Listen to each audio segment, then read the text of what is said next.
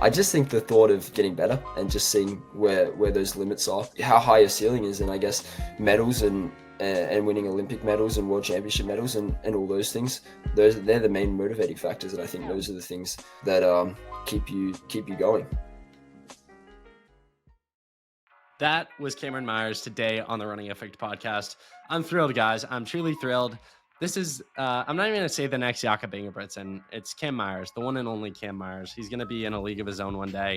Less than a week ago, at least as of recording this, he ran an outstanding 347.48 mile at the iconic Wanamaker Mile at the Millrose Games, besting his previous mile record by 5 seconds while running the 4th fastest indoor mile in history. Granted, he's 18 years old, guys. 18 years old.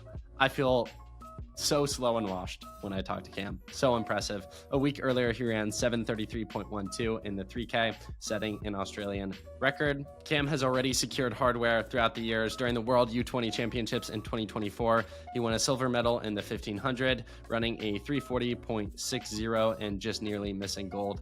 But this year is different. Cam is on a tour of some kind. This man is possessed. This man is running. I mean, a 347 mile at 18 years old, I still can't get over it. I watched that race live and was just absolutely blown away by it.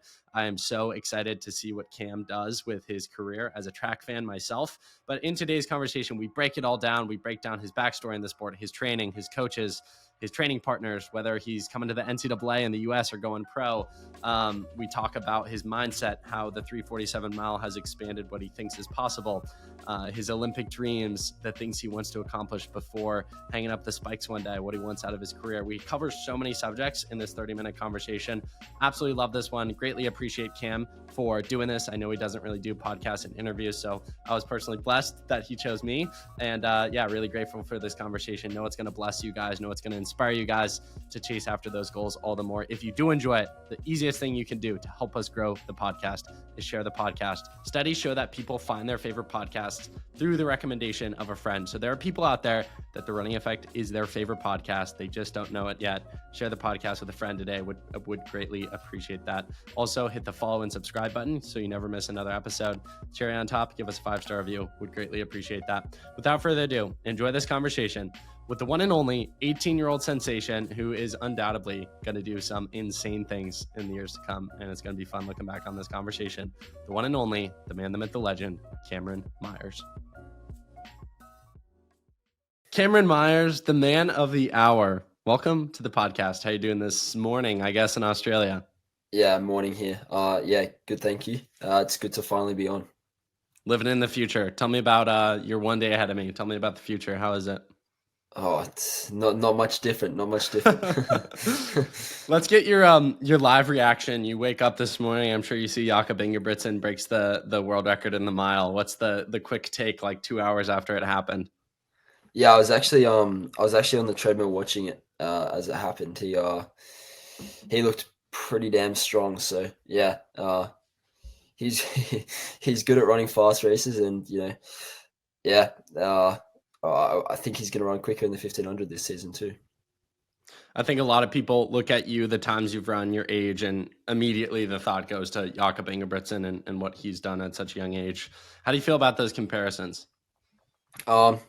Me personally, I don't really compare us too much. I think we're completely different in the runners we are, and we do different sort of methods of training, and I just don't like to compare us too much. And obviously there's Niels Lauros again, who's an enormous talent too. So yeah. What do you think has been, you look through the history of the sport, you obviously have always had sort of like these young stars and prodigies, but I feel like specifically more recently, the last 10 years, it started to come up where more young athletes are just getting really good, really young. What would you attribute that to, and what's your view on that?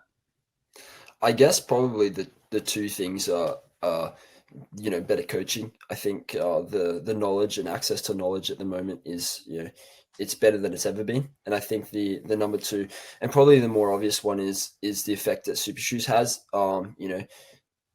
People can be talented, but it's one thing to be able to absorb and handle the training that's required to get to the certain level. And I think Super Shoes can sort of take some of that load out off of training and keep people fresher and injury free. So I think that effect of Super Shoes can kind of see more talents coming through. You ran 347.48 in the mile at the iconic Wanamaker Mile at the Millrose Games. We talked a week ago. Would you have expected that time? Was that a surprise? What's your take on the race less than a week removed?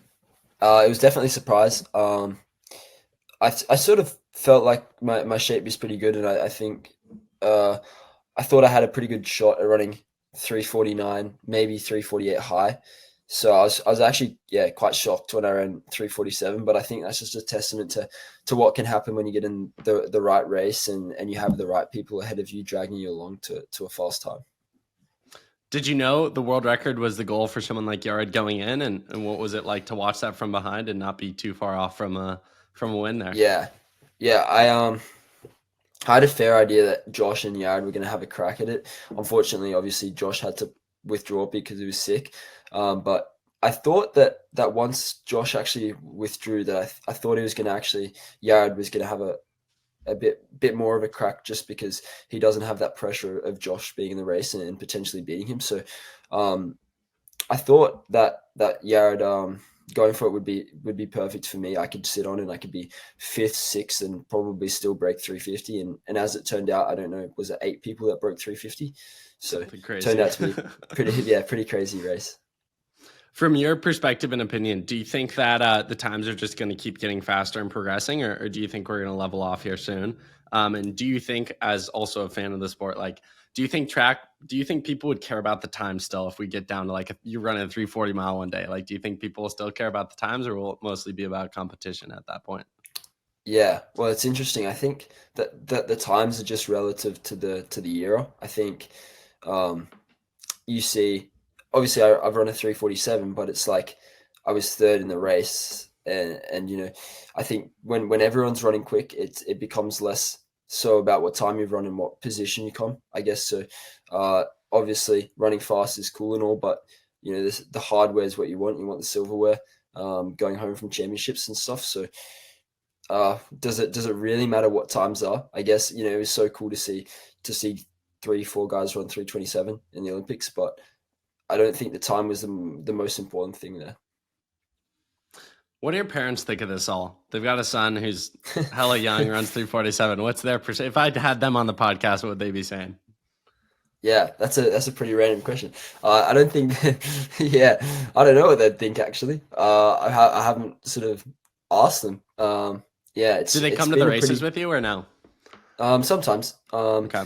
Sometimes if I'm racing in Australia, they'll come to something like nationals or some of the other domestic races. But I actually don't run that much domestically, so it's sort of difficult to come to some of those. And when I'm going overseas, it's sort of difficult for them to travel and take a huge amount of time off work.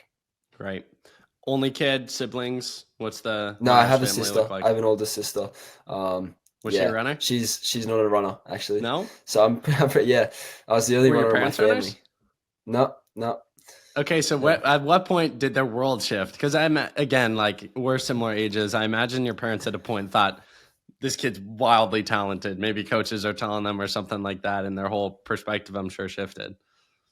Yeah, well, it was a bit of a weird one because I always played football, like soccer, in Australia for a while, and I also did running, but I didn't really care about it that much. And I sort of got to the age of like 14, 15, and I just decided to give up soccer and just because I just enjoyed running more. So yeah, I decided to do running sort of full time, and then I guess within about a year at 16, I ran 355, and I guess that was probably the turning point because it was then I sort of realized that, okay, I can make professional running a living rather than just a hobby. So yeah.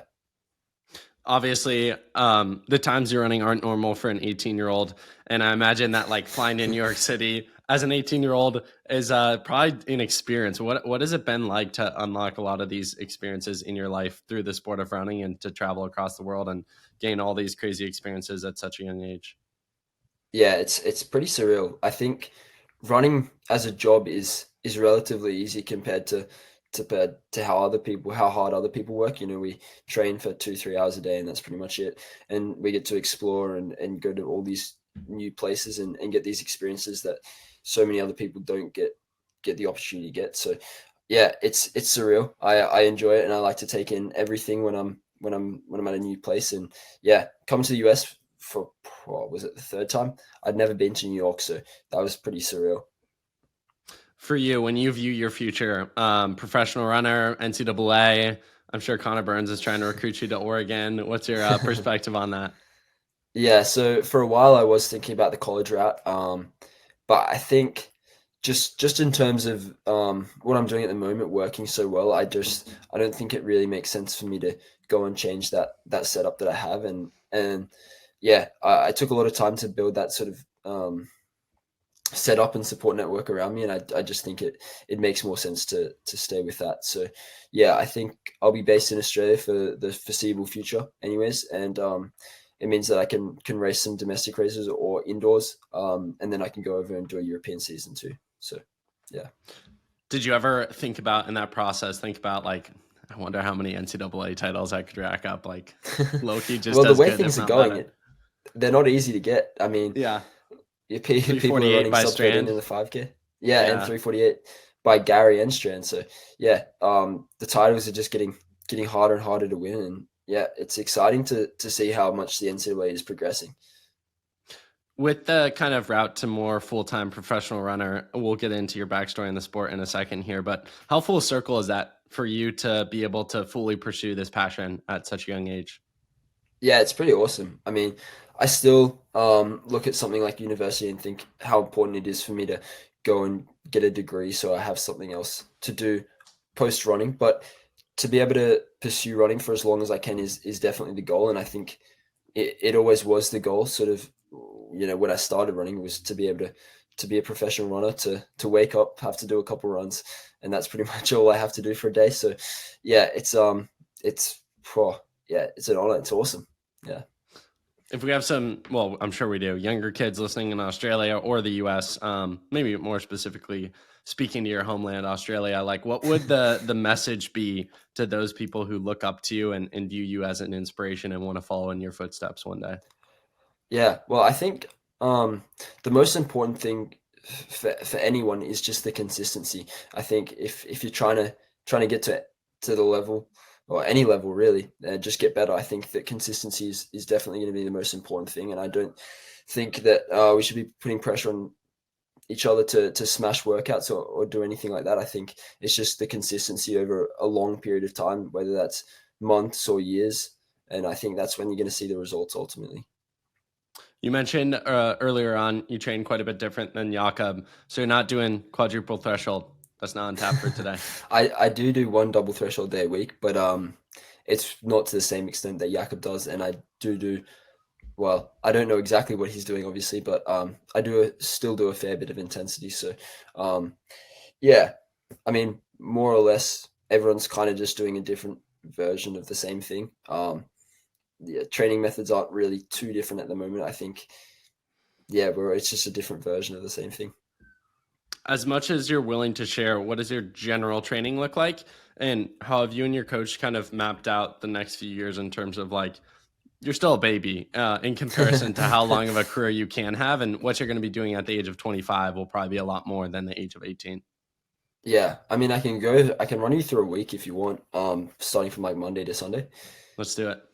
All right, so Monday it's like 10K in the morning, and then I do either speed in the morning or the afternoon, and then I do gym also on a Monday. So I kind of just switch it. So yeah, Monday, the morning might be strides, and then the afternoon might be gym. But yeah, so I do two 10K runs, one in the morning, one in the arvo, and then speed and gym. And then my Tuesday will be like a track session.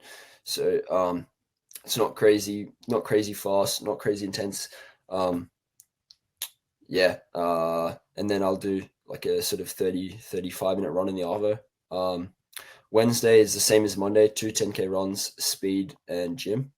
And then Thursday is my double threshold day. So I'll do like 5 miles, 8K worth of work in the morning, and then 5 miles, 8K worth of work in the evening. So um, still not quite like that high in volume yet, and I think that's something that I can progress in the coming years. But at the moment, I think yeah, sort of 10 miles of threshold work in that on that day is enough for me. And then Friday I have completely off running.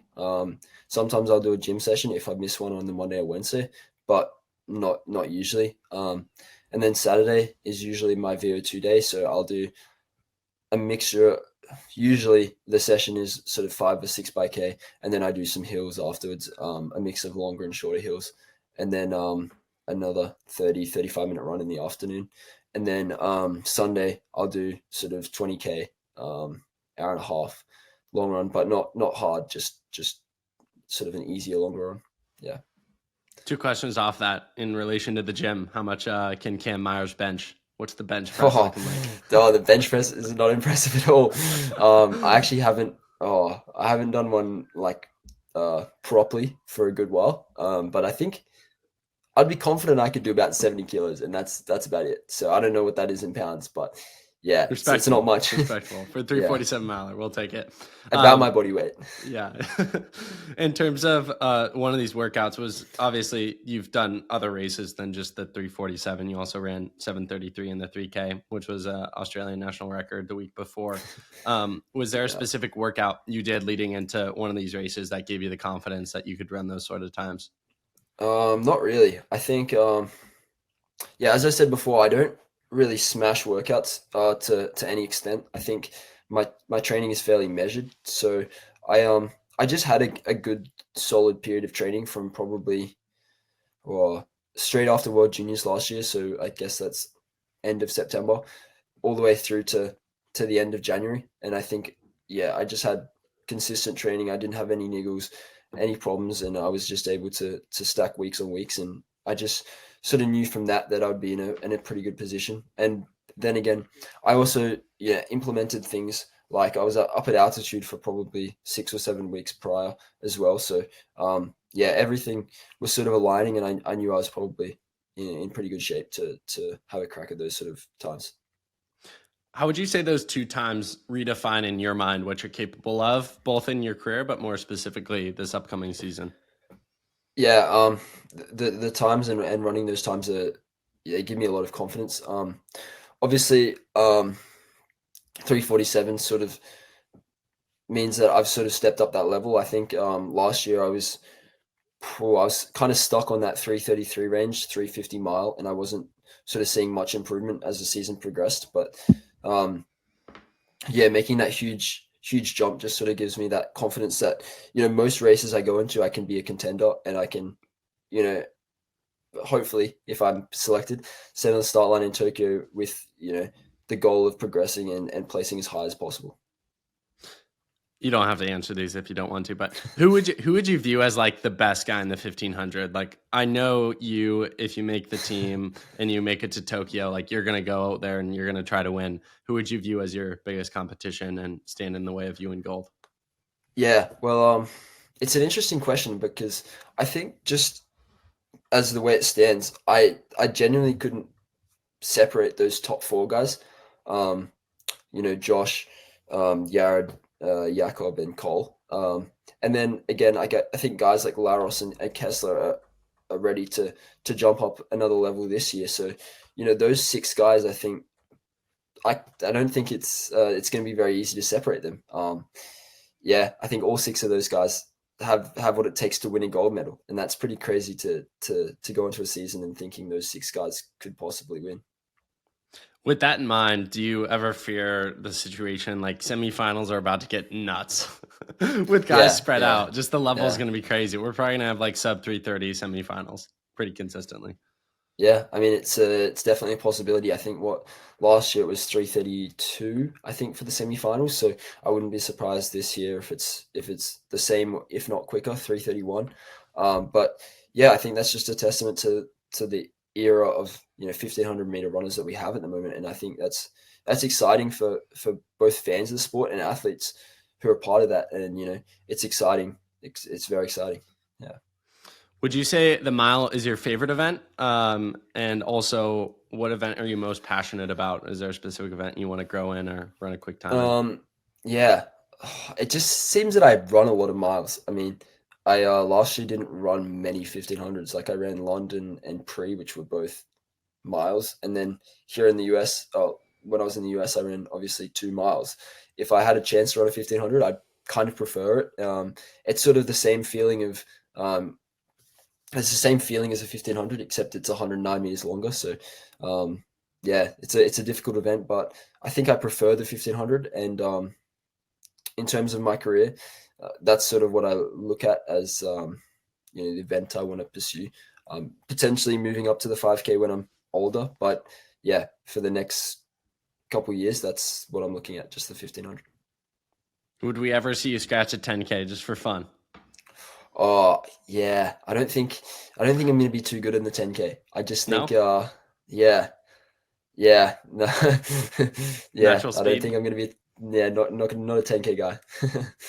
At what point did you realize, you were more geared toward that 15 event and you had more of that natural speed?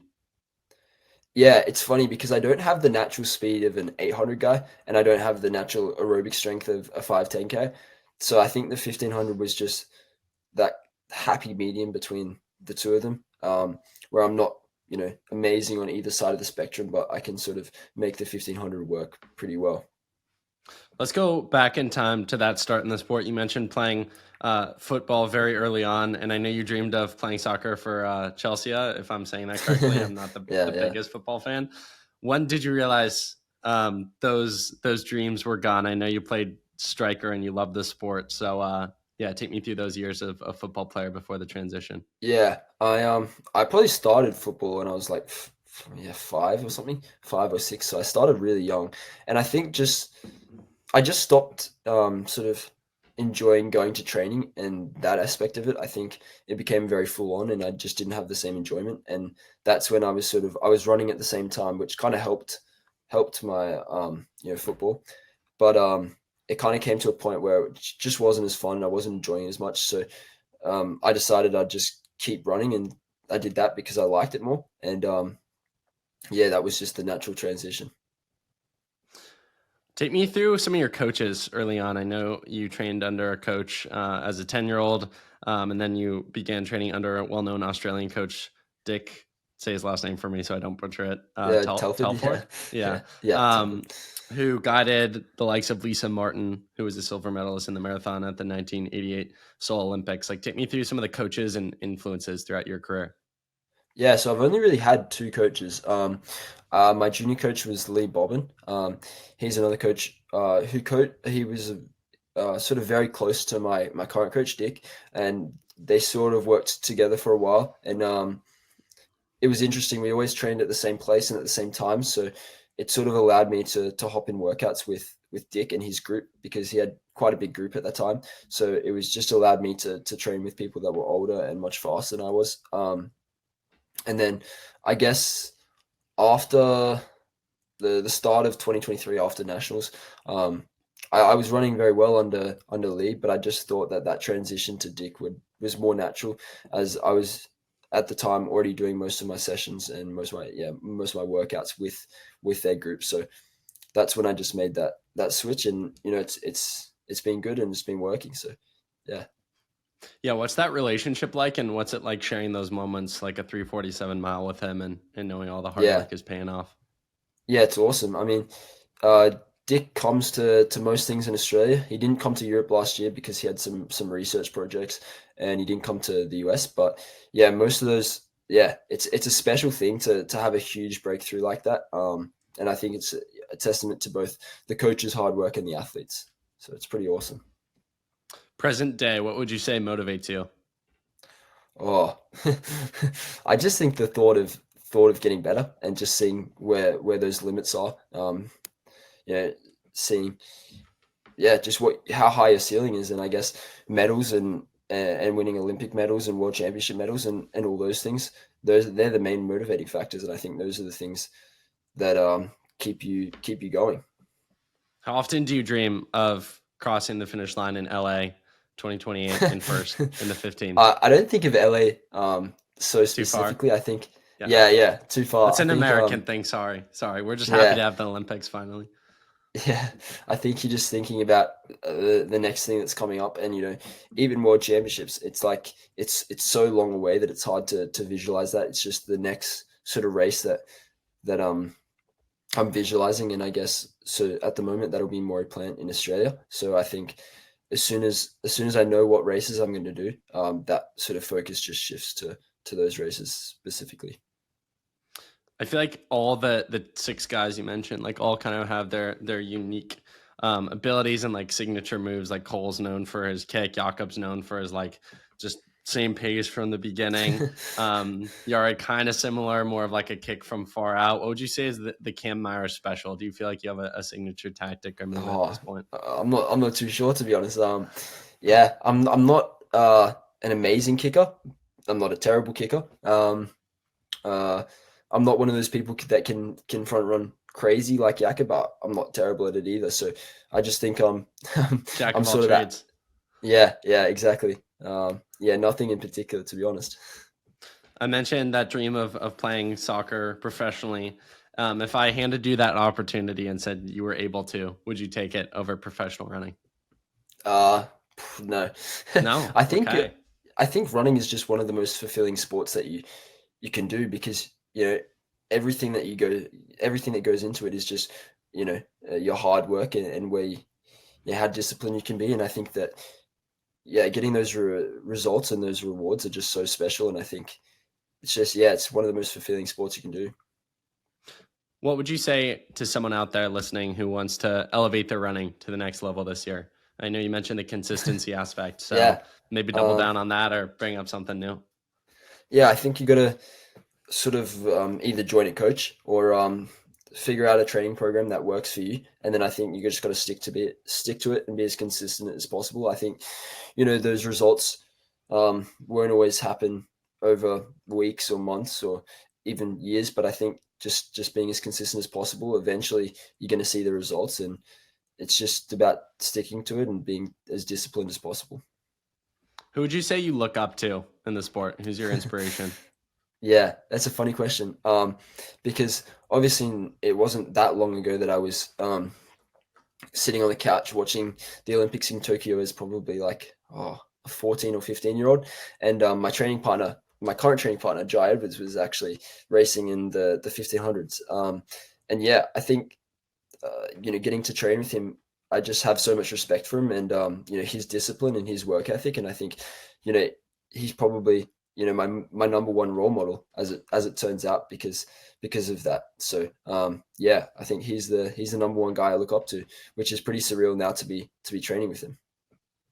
When it comes to legacy and what you want to do, I know we've talked about like dreams a lot in this conversation in super young career. So I guess I just want to ask you to set the stage for the years to come. What do you feel like you need to accomplish as a professional runner to feel good about the career you had and leave behind a legacy? Yeah, well, I'd love to win medals, and I think even more so, I'd love to win a gold one in Brisbane. I think a home Olympics and winning a home Olympics is something that you really don't get to do very often, and so I think that would just be huge for for Australia and also athletics in Australia as a whole. So as I look towards the future, that's the sort of the number one goal, and I guess the one that I look forward to the most. You mentioned a training partner who you look up to. Can you take me through like daily training and what the energy is like in the group you train with and, just getting better every single day? Yeah, it's pretty awesome. I mean, we spend a lot of time up at Perisher, which is an altitude spot, pretty much an hour, 2 hours from Canberra, where we train, and it's awesome to have a good group of guys that are all like minded and all want to get better. And yeah, at the moment we have probably 5 or 6 guys that are running 1500. So yeah, it's good. The energy is good, and I think we're all. I think Jai especially is on for a big season. So yeah. Take me through. I don't know how it works in Australia. I grew up in the US, but Yeah. school. Are you in high school? What's the schooling situation like? Are you doing it up at altitude? Are you graduated? What's that world look like? Yeah, so I actually finished school in December last year. So yeah, December last year. So as soon as I finished, I was straight up to altitude, and I think that I'll start university probably start of 2026. I might try and do that completely online, as it would just allow me to continue doing training camps and going overseas and racing, and not having to worry too much about being in class and getting that sort of attendance. So doing an online degree would probably be the best option for me, I think. But yeah, I finished high school, it's good to tick that box. What are you doing when you're not running these 2 runs a day? What's going on? And non-running, Oh, like non-recovery routine, yeah, what are you into? not a lot actually, to be honest. Yeah, I think that's a big part of being a runner. Occasionally I play video games. Occasionally I watch Netflix. I hang out with friends, obviously. Still being a teenager. Yeah, not too much between running and training, because I guess being a runner, you don't have a lot of energy for that sort of stuff. If you have friends who are non-runners, do they understand how good you are, or just your world in general?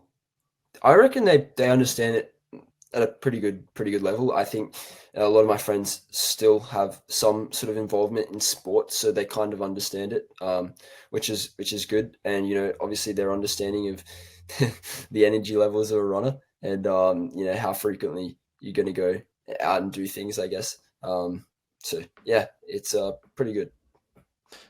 We've talked about soccer, football a few times. Let's go favorite player, and what's a hot take you have for me if you still follow the sport?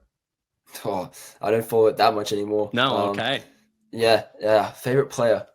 Oh, probably probably Cole Palmer, just because I get the TikTok edits. Yeah, I have no clue who that is, but I'm sure my football fans listening to yeah. the podcast will also. Does he play for No, Chelsea or no. no?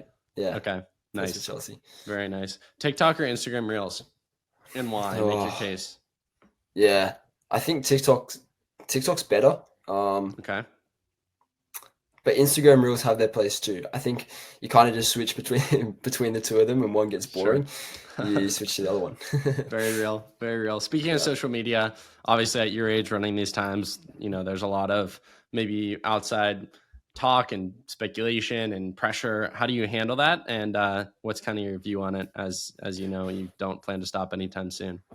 Yeah, I think pressure's a weird thing. I don't think I place any pressure on myself, and I think I don't really succumb to any outside pressure as it stands. Yeah, it's a weird thing when you see so many things about you, and you see comments and stuff about you. But I think, yeah, the confidence that you have just comes from the training that you're doing, and I don't really feel too much pressure when I line up on the start line.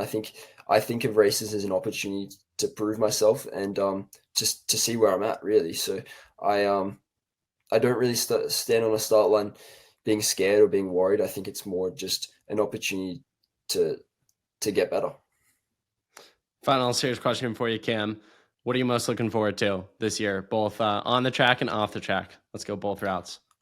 Oh, on the track, probably, obviously Tokyo. If I qualify, that's gonna be awesome. That's gonna be an amazing experience. And then probably off the track, the traveling that I'm gonna get to do. Yeah, it's pretty awesome still to be doing all this traveling and getting to see these new places. So yeah, I look forward to seeing where this year takes me. Let's rank the top 3 places Cameron Myers visited in his life. Oh, that's pretty difficult. No offense, America isn't in my top 3. Okay. No Yeah, offense taken.